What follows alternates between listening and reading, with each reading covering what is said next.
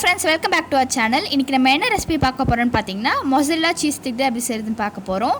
இதுல நான் வந்து egg யூஸ் பண்ணல, breadcrumbs யூஸ் பண்ணல. இந்த ரெண்டு பொருளுமே சேர்க்காம இந்த cheese stick நான் எப்படி செஞ்சறத வாங்கி இன்னைக்கு வீடியோக்குள்ள போய் பார்க்கலாம். இது செய்யறதுக்கு வந்து இந்த மாதிரி மிக்ஸி ஜார்ல நான் ஒரு அரை கப் அளவுக்கு ஓட்ஸ் எடுத்துர்க்கேன். இத வந்து நம்ம கொரகொரப்பா வந்து அரைச்சு எடுத்துக்கலாம். இதுக்கு பதிலா நீங்க breadcrumbs கூட வந்து யூஸ் பண்ணிக்கலாம். நான் வந்து mozzarella cheese எடுத்துர்க்கேன். இது வந்து ஹோம்மேட் தான். வீடியோ லிங்க் வந்து description boxல இருக்கு. இப்போ இதெல்லாம் நம்ம வந்து ஸ்லைஸ் பண்ணிக்கலாம். இப்போ வந்து இந்த மாதிரி ஒரு பவுல்ல நான் ஒரு 3 டேபிள்ஸ்பூன் அளவுக்கு மைதா சேர்த்துக்கிறேன். ஒரு அரை டீஸ்பூன் அளவுக்கு உப்பு சேர்த்துக்கிறேன். ஒரு அரை டீஸ்பூன் அளவுக்கு chilli flakes சேர்த்துக்கிறேன். அதுக்கு அப்புறம் ஆரிகானோ சீசனிங் சேர்த்துக்கிறேன். இது வந்து ஆப்ஷனல் தான். இதெல்லாம் சேர்த்துட்டு ஃபர்ஸ்ட் நம்ம நல்லா கலரி விட்டுறலாம்.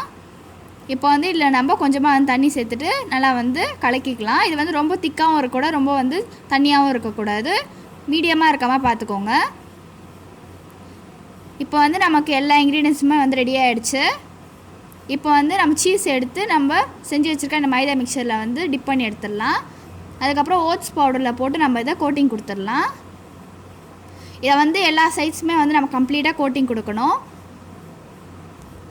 இந்த மாதிரி நல்லா கம்ப்ளீட்டா கோட்டிங் கொடுத்ததுக்கு அப்புறமா வந்து இதே மாதிரி எல்லாத்தையும் நம்ம பண்ணி எடுத்துடலாம். இதே மாதிரி எல்லாத்தையும் பண்ணி எடுத்ததுக்கு அப்புறமா வந்து நம்ம திருப்பியும் வந்து நம்ம டிப் பண்ண போறோம். இதே நம்ம டபுள் கோட்டிங் பண்றோம்னு பாத்தீங்கன்னா வந்து சீஸ் வந்து உருகி வெளில வராம இருக்கும். இப்போ திருப்பி நம்ம வந்து இந்த ஓட்ஸ் பவுடர்ல போட்டு நம்ம வந்து கம்ப்ளீட்டா வந்து கோட்டிங் பண்ணி எடுத்துடலாம். இப்போ வந்து இதே மாதிரி நம்ம எல்லா சீஸ் ஸ்டிக்கையும் வந்து பண்ணி எடுத்துடலாம். இப்போ வந்து சீஸ் ஸ்டிக்கை நம்ம 1 ஹவருக்கு ஃப்ரிட்ஜில் வச்சு செட் பண்ணி எடுத்துக்கலாம். 1 ஹவர் ஆயிடுச்சு. நம்மளோட சீஸ் ஸ்டிக் எல்லாமே ரெடி ஆயிடுச்சு. இப்போ நம்ம வந்து இதை ஃப்ரை பண்ண ஆரம்பிச்சிடலாம்.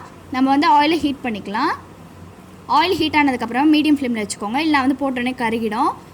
இப்போ வந்து நம்ம எல்லா சீஸ் ஸ்டிக்கையும் உள்ளே போட்டு பொரிச்சு எடுத்துடலாம்.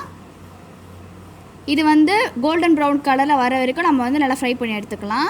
இந்த சீஸ் ஸ்டிக் வந்து ரொம்பவே டேஸ்டியாக இருந்துச்சு. டாமினோ ஸ்டைலில் வந்து இருந்துச்சு.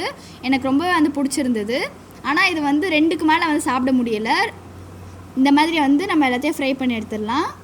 அவள்தான் நம்மளோட ஹோம்மேட் சீஸ் ஸ்டிக் வந்து ரெடி ஆயிடுச்சு. நீங்களும் வந்து mozzarella சீஸ் ஸ்டிக்கை உங்கள் வீட்டில் ட்ரை பண்ணி பாருங்கள். மறக்காமல் உங்களோட ஃபீட்பேக்கை கமெண்ட் செக்ஷனில் சொல்லிவிடுங்க. இன்னொரு வீடியோவில் நம்ம சந்திக்கலாம். Bye friends.